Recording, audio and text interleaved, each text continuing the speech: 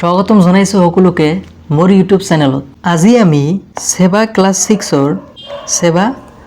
6ৰ অসমীয়া যিটো তাৰ প্ৰথম যিটো চেপ্টাৰ প্ৰথম পাৰ্টটো প্ৰথমে অলপ থুলমুলকৈ পঢ়িম, তাৰপিছত ভালদৰে প্ৰশ্নসমূহ এটা এটাকৈ চাম, ঠিক আছে? তো তেনেহ'লে আমাৰ যিটো প্ৰথম যিটো পাৰ্ট আছে আমাৰ দেশ যিটো কবিতা যিটো সেইটো অলপ প্ৰথমে চাম আমি। তেনেহ'লে চোৱা পাৰ্টটো কি? প্ৰথম পাৰ্ট আমাৰ দেশ। প্ৰথমে কি দিছে চোৱা, ভাৰত আমাৰ দেশ অসমীয়াৰ উত্তৰ পূব দিশতকে অৱস্থিত। উত্তৰ পূব মানে কি? তুমি যদি এইটো নৰ্থ ধৰা উত্তৰ, দক্ষিণ, পূব, পশ্চিম, ঠিক আছে, ইষ্ট ৱেষ্ট। আমি ক'ত আছোঁ? নৰ্থ ইষ্টটো ক'ত আছে? ইয়াতে নৰ্থ আৰু ইষ্ট, ইয়াৰ মাজত উত্তৰ পূৰ্বাঞ্চল যিটো কয়। এতিয়া চোৱা, অসম আমাৰ জন্মভূমি, য'ত জন্ম হয় এইটো জন্মভূমি। নিজৰ দেশ তথা জন্মভূমি সকলোৰে আপোন আৰু আদৰৰ। নিজৰ দেশ আৰু জন্মভূমিক আমি সকলোৱে ধুনীয়া আৰু গৌৰৱৰ ঠাই বুলি অনুভৱ কৰোঁ। অতীজৰ পৰা আছে, এইটো অতীতৰ পৰা হ'ব হা, অতীতৰ পৰা আমাৰ দেশখন সাহিত্য সংস্কৃতি, দেৱ দেৱতা, ঋষিমুনি আৰু গুণী জ্ঞানী লোকৰ বাবে বিশ্বত পৰিচিত আছিল। ইয়াৰ প্ৰাকৃতিক শোভা মানে নেচাৰেল বিউটি যিটো, ভৌগোলিক বৈচিত্ৰ্য আদি আমাৰ দেশ তথা জন্মভূমিক কেনেদৰে মনোমোহা কৰি তুলিছে কবিতাটিৰ জৰিয়তে সেই কথা প্ৰকাশ পাইছে। বুজি পালা? এই কবিতাত কি দেশৰ প্ৰাকৃতিক শোভা, ভৌগোলিক বৈচিত্ৰ্য আৰু আমাৰ দেশ তথা জন্মভূমিক কেনেদৰে মনোমোহা কৰি তুলিছে এই কথাবোৰ এই কবিতাত বিশেষকৈ উল্লেখ আছে। তেনেহ'লে আমি প্ৰথমে কবিতাটো অলপ চাই ল'ম। আমাৰ দেশৰ মুকুট মূৰৰ হিমালয় গিৰিৰাজ, 6 ঋতু আহি আলোফুল কৰি পিন্ধাই অপূৰ্ব সাজ।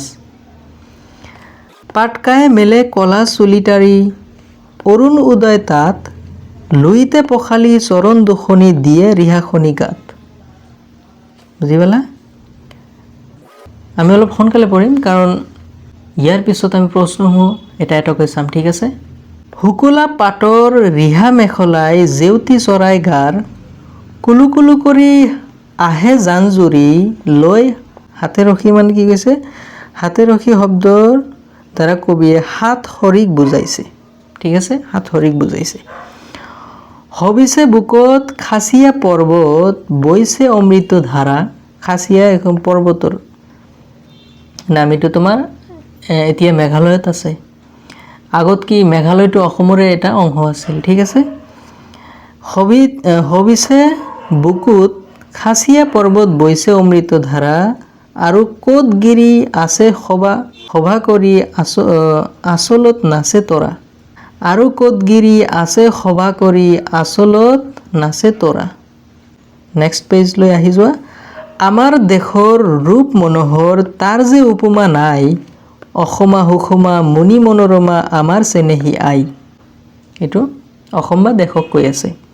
নানা গুণগান সোমধুৰ নাম, পুৰাণত ভাৰতত, পুৰাণ আৰু মহাভাৰত, ভাৰতত এইটো মহাভাৰতৰ কথা কৈ আছে।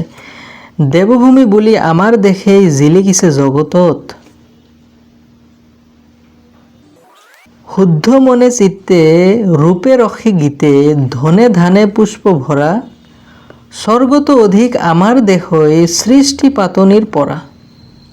এইটো কি তোমাৰ স্বৰ্গ পেৰাডাইছৰ লগত তোমাৰ কি কৰিছে? কম্পেয়াৰ কৰিছে যে স্বৰ্গতকৈ আমাৰ দেশখন শ্ৰেষ্ঠ বুলি। স্বৰ্গত অধিক আমাৰ দেশ হৈ সৃষ্টি পাতনিৰ পৰা, এইটো আমি পঢ়িলোঁ। নুগুছে হেঁপাহ চাও চকু ভৰি, ভুৱন মোহিনী বেশ, অসম অসম সোণৰ অসম জননী আমাৰ দেশ। ইয়াতে বেছিভাগ অসমৰ কথাই কৈছে, যিহেতু অসমৰে ইয়াতে মানচিত ছবি যিটো দিছে চোৱা, ইয়াতে অসম দিছে, এইটো অসম, এইটো নদীটো ব্ৰহ্মপুত্ৰ নদীটো, এইখন হ'ল তোমাৰ খাচী যিটো পাহাৰ, যিটো পৰ্বত, এইটো হিমালয়ক দেখাইছে, ঠিক আছে? তেনেহ'লে পাঠটো আমি থুলমূলকৈ চালোঁ। এইটো কোনে লিখিছিল? অতুল চন্দ্ৰ হাজৰিকা। ঠিক আছে, আৰু এইখন ক'ৰ পৰা তুলি লোৱা হৈছে? সাহিত্যাচাৰ্য সম্পাদিত সাহিত্যাচাৰ্য অতুল চন্দ্ৰ হাজৰিকা শিশু সাহিত্য সম্ভৰ পৰা দ্বিতীয় খণ্ড যিটো, তাৰ পৰা ইয়াতে তুলি দিয়া হৈছে। এতিয়া কবিৰ পৰিচয় চোৱা। কবি পৰিচয়: অতুল চন্দ্ৰ হাজৰিকা 1903 চনত জন্ম হৈছিল আৰু 1986 চনত তেখেতৰ মৃত্যু হৈছিল। এগৰাকী কবি আছিল, নাট্যকাৰ আছিল, গদ্য লিখক আছিল আৰু শিশু সাহিত্যিক আছিল। কি আছিল? কবি আছিল, নাট্যকাৰ আছিল, গদ্য লেখক আছিল আৰু শিশু সাহিত্যক আছিল।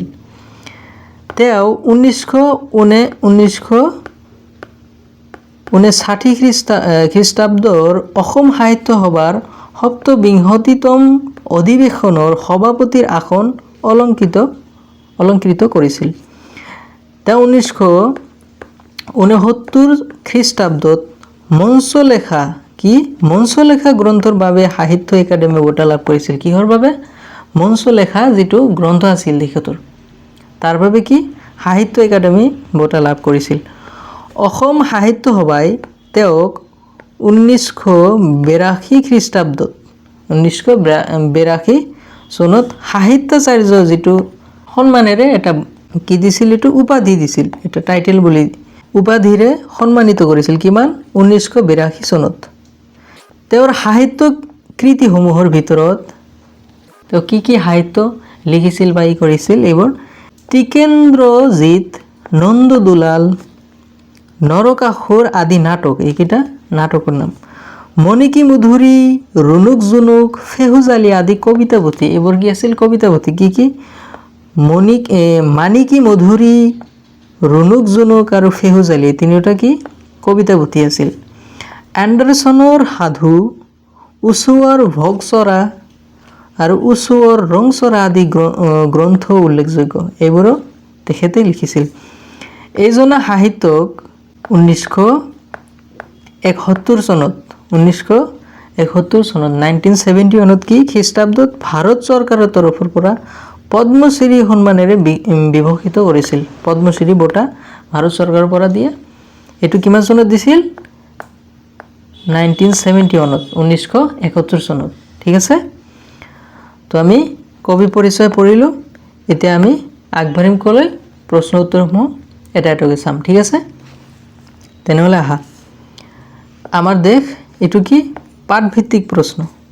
ঠিক আছে, এইবোৰ তোমাৰ কিতাপত দিয়া আছে।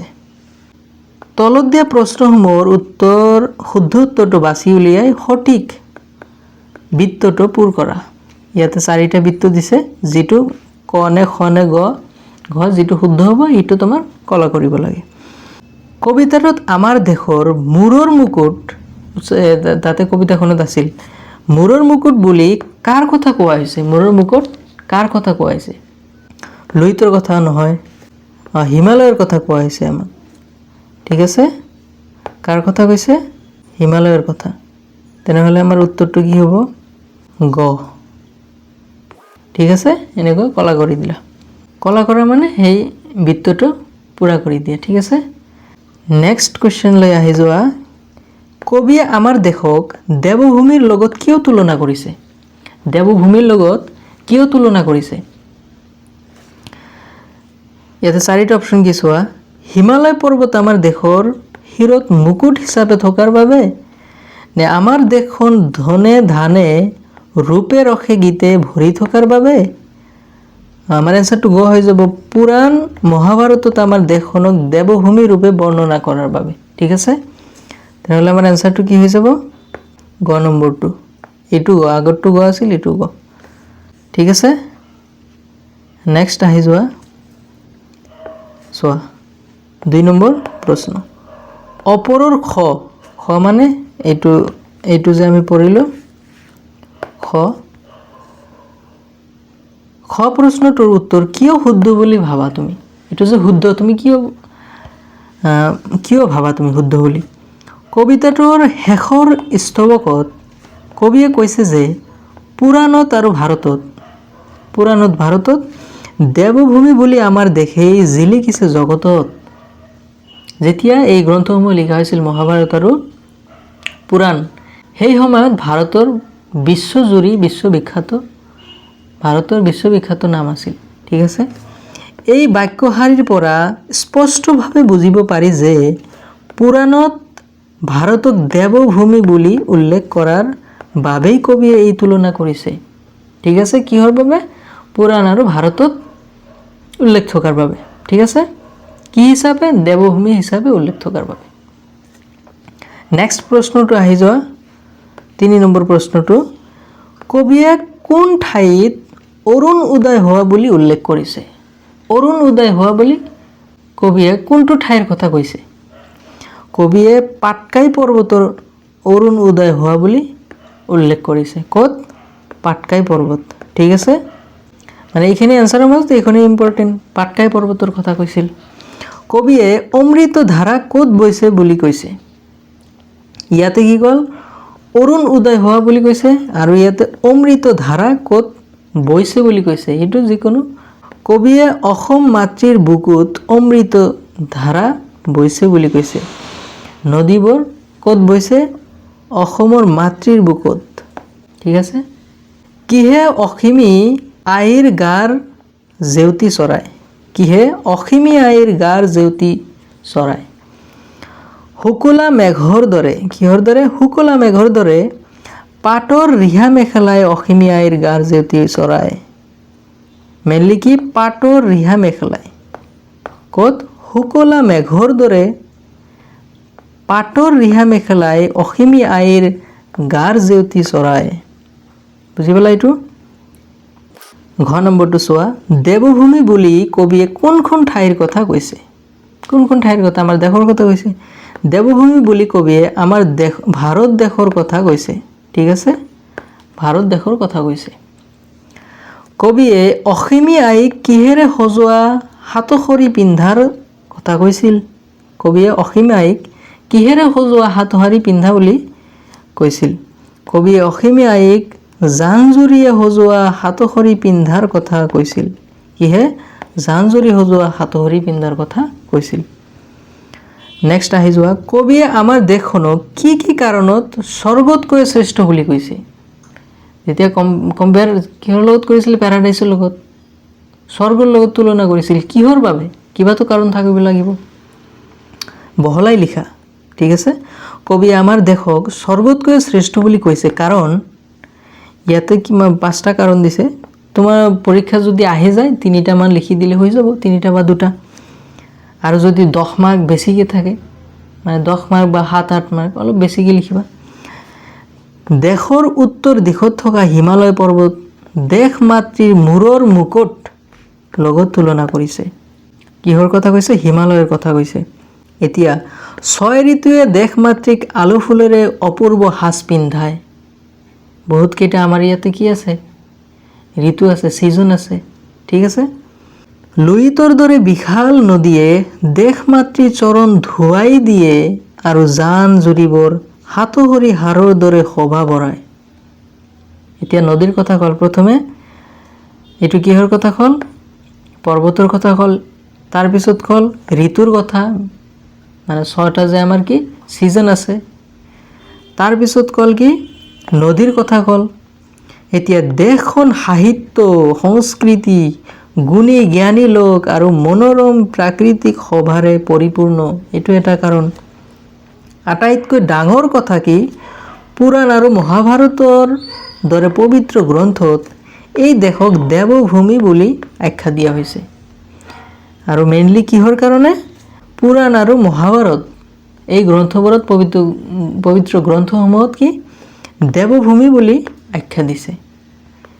এই সকলোবোৰ কাৰণে কবিয়ে কৈছে যে সৃষ্টিৰ আৰম্ভণিৰে পৰা আমাৰ দেশ স্বৰ্গতকৈও শ্ৰেষ্ঠ। বুজি পালা কিয় কৈছে কবিয়ে? আহি যোৱা নেক্সট প্ৰশ্ন, কবিতাৰ অংশ পঢ়ি তলৰ প্ৰশ্নৰ উত্তৰ দিয়া। ইয়াতে কবিতাৰ অলপ অংশ দিছে, এই অংশটো পঢ়ি তোমাৰ তলত দিয়া প্ৰশ্নসমূহৰ উত্তৰ দিব লাগে। পাটকায়ে মেলে কলা চুলিটাৰি অৰুণ উদয় তাত, লুইতে পখালি দিয়ে চৰণ দুখনি, ৰিহাখনি পৰে গাত। কলা চুলিটাৰি কোনে মেলে বুলি কোৱা হৈছে? কবিতাত কলা চুলিটাৰী বুলি কোনে মেলা বুলি কৈছে? পাটকাই পৰ্বতে। এইটো পৰ্বতৰ কথা কৈছে। পাটকাই পৰ্বতে কি কলা চুলিটাৰী মেলে বুলি কোৱা হৈছে। লুইতে কাৰ চৰণ দুখনি পখালি দিয়ে বুলি কোৱা হৈছে? লুইতে অৰুণ অৰ্থাৎ সূৰ্যৰ চৰণ দুখনি পখালি দিয়ে বুলি কোৱা হৈছে। অৰুণ অৰ্থাৎ কি সূৰ্যৰ চৰণ দুখনি পখালি দিয়ে বুলি কোৱা হৈছে।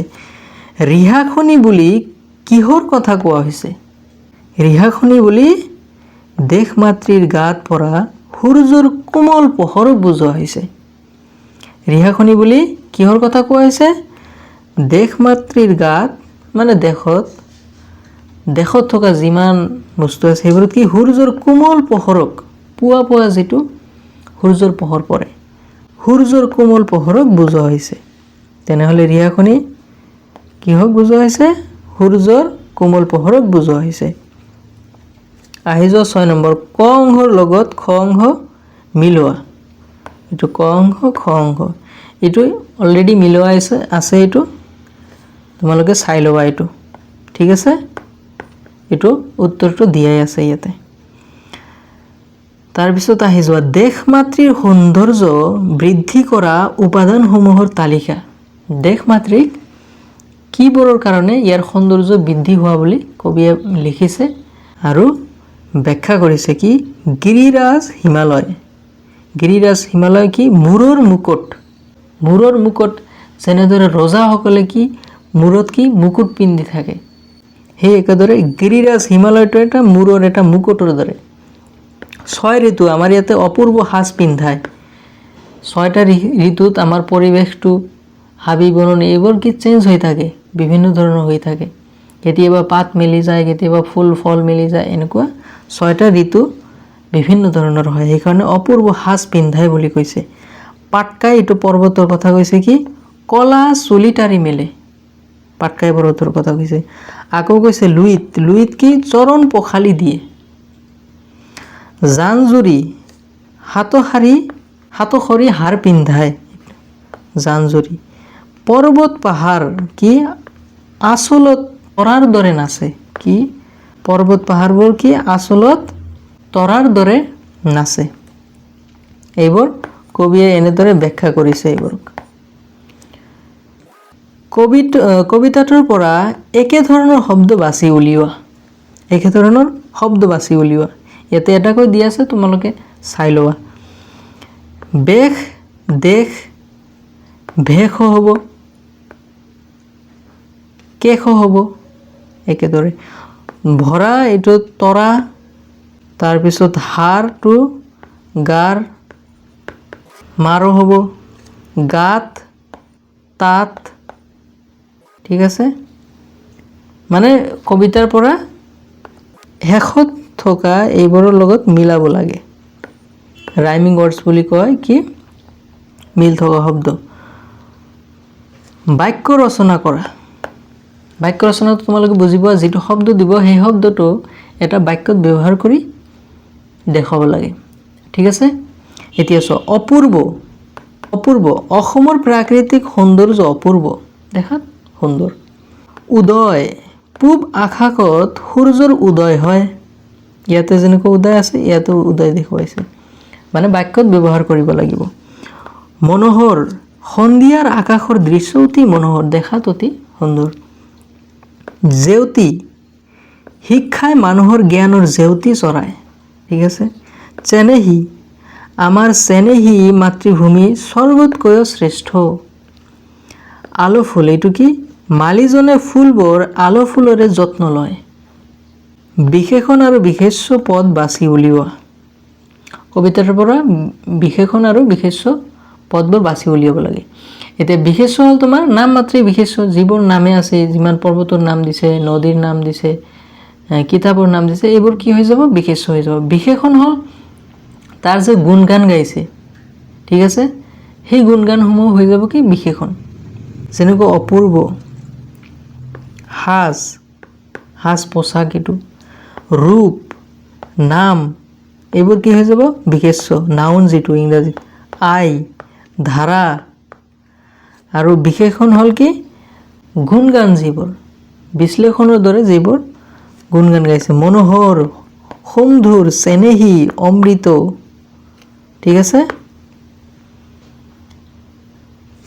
এবাৰ 11 নম্বৰ কি দিছে হাজ শব্দৰ বেলেগ বেলেগ অৰ্থত বাক্য সাজিব লাগে হাজটো এটা শব্দ ইয়াতে তিনিটা মিনিং দিছে চোৱা হাজ এটা হল পোশাক হিচাপত হাজ পোশাক যেটো আমি কওঁ এটা পোশাক হিচাপে কি হ'ব বিহুৰ দিনা তাই নতুন হাজ পিন্ধিছিল বিহুৰ দিনা হাজ খোৱাৰ বাচন এটো হল কি আকৌ খোৱাৰ বাচন বৰ্তন মাকে ভাতৰ হাজ বাঢ়িছে এটো যেহেতু বাচন বৰ্তন হয় খোৱা লোৱাৰ কাৰণে হাজ সজোৱা এটো বিল্ডিং সামথিং মানে সজোৱা নিৰ্মাণ কৰা তেওঁলোকে মিলি ঘৰটো নতুনকৈ হাজিছে নতুনকৈ নিৰ্মাণ কৰিছে ইয়াতে সজোৱাটো হাজটো হাজিছে ঠিক আছে বুজি পালা হাজটো একে শব্দ সোৱা তিনিটা মিনিং হৈ গল বুজি পালা নেক্সট আহি যোৱা পুংলিংগ শব্দৰ পৰা স্ত্ৰীলিংগ শব্দলৈ নিয়া পুংলিংগৰ পৰা স্ত্ৰীলিংগ ইয়াতে পুংলিংগ ইয়াতে স্ত্ৰীলিংগ অসম অসমা সৰল সৰলা অচল অচলা বৃদ্ধ বৃদ্ধা সুষম সুষমা মানে গোটেইকেইটাত কি তোমাৰ আকাৰটো যোগ কৰি দিব লাগে বুজি পালা তোমালোকে লক্ষ্য কৰিবা মহিলা বা ছোৱালী মানুহৰ কি নামৰ শেষত আকাৰ বেছিভাগ থাকে ম্যাক্সিমাম 99% তুমি চাবা নামৰ শেষত তেওঁলোকৰ আকাৰ থাকে ঠিক আছে আকাৰটো থাকি যায় বুজি পালা ইয়াতে কেৱল তোমাৰ কি যেহেতু এতিয়া তোমালোকে ক্লাস 6 ত ইয়াতে সিম্পল পুংলিংগৰ পৰা স্ত্ৰীলিংগ দেখুৱাইছে তেনেহলে কেনেকৈ লিখিবা অসম অসমা সৰল সৰলা অচল অচলা বৃদ্ধ বৃদ্ধা সুষম আৰু সুষমা বুজি পালা গোটেইকেইটা কেৱল আকাৰ যোগ কৰিব লাগে তো এয়াই আছিল আজি আমি কি পঢ়িলো ক্লাস 6 ৰ অসমীয়া পাঠ্যপুথিটোৰ প্ৰথম যেটো পাঠ আছে আমাৰ দেশ প্ৰথমে আমি থুলমুলকৈ অলপ পঢ়ি তাৰ পিছত প্ৰশ্নসমূহ এটা এটাকৈ ভালদৰে চালো ইয়াতে যদি কোনো ধৰণৰ তোমালোকৰ ডাউট থাকে তোমালোক কমেন্টত জনাবা সুধিবা তাতে জনাবলৈ চেষ্টা কৰিম তোমালোকে ধৈৰ্য সহকাৰে চালা সেইকাৰণে ধন্যবাদ আৰু চেনেলটো যদি এতিয়ালৈকে সাবস্ক্ৰাইব কৰা নাই তোমালোকে সাবস্ক্ৰাইব কৰি ৰাখিবা ইয়াতে প্ৰত্যেকটো চেপ্টাৰৰ যিকোনো সাবজেক্টৰ বিশেষকৈ ক্লাস 6 ৰ এতিয়া দি আছো লাহে লাহে ওপৰ ক্লাছৰ দি দিম ক্লাস 6 ৰ সকলোবোৰ বিষয়ৰ প্ৰতিটো চেপ্টাৰৰ প্ৰশ্ন উত্তৰসমূহ ইয়াতে আপলোড কৰা হ'ব ঠিক আছে সেইকাৰণে তোমালোকে সাবস্ক্ৰাইব কৰি ৰাখিবা আৰু শেয়াৰ কৰিবা আজিৰ কাৰণে ইমানেই ধন্যবাদ